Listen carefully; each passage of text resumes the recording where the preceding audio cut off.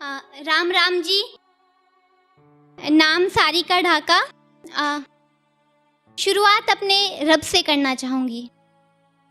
आपके होने से मुझे हमारा घर स्वर्ग दिखता है। आपके होने से मुझे हमारा घर स्वर्ग दिखता है। माँ, तुझ में मुझे रब दिखता है।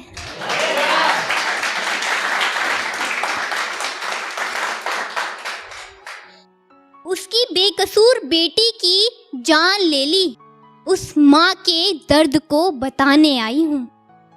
उसकी बेकसूर बेटी की जान ले ली, उस माँ के दर्द को बताने आई हूँ। और इस कविता में न जाने कितनी माताओं की तड़प सुनाने आई हूँ।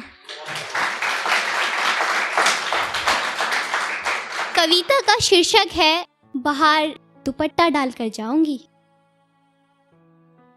माँ हूं ना तो ममता कुछ ऐसी है, मेरी बेटी बिल्कुल मेरे जैसी है। नन्ही सी कली जैसे वो खिल रही थी और अपने नन्हे हाथों से बर्तन धुल रही थी।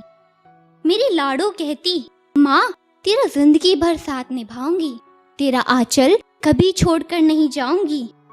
मैं सारी परंपरा निभाऊंगी, सूट सलवार और बाहर दुपट्टा डालकर जाऊंगी।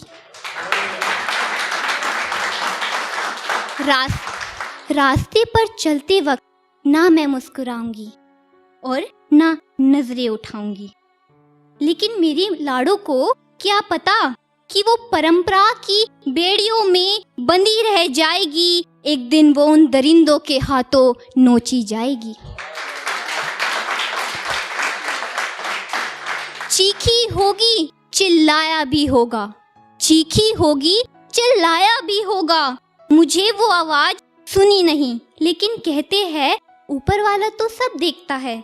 क्या उस खुदा को मेरी लाडो दिखी नहीं?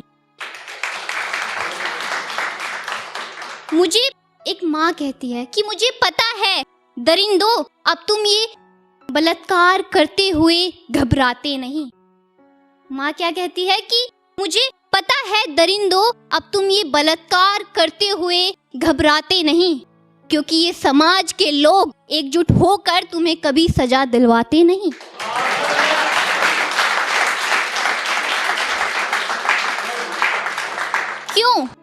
क्यों मुझसे मेरी लाडो को दूर कर दिया?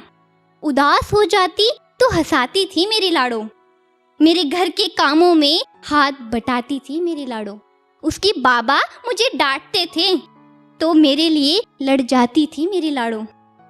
किसी ने मेरी कीमत नहीं जानी, पर अपना खुदा मुझे बताती थी मेरी लाडो।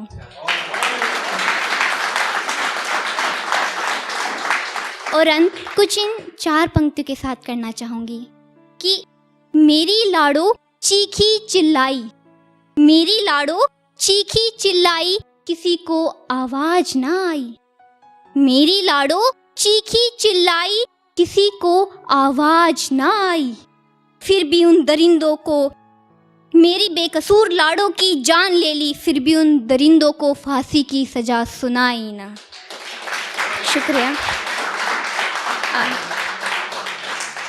और अंत में 2 लाइनें सिलेबस पे पढ़ना चाहूँगी, मतलब मोहब्बत पर, कि मन ही मन मुस्कुरा लिया करती हूँ, मन ही मन मुस्कुरा लिया करती हूँ। पसंद है उसे माथे की बिंदी, इसीलिए लगा लिया करती हूँ। धन्यवाद।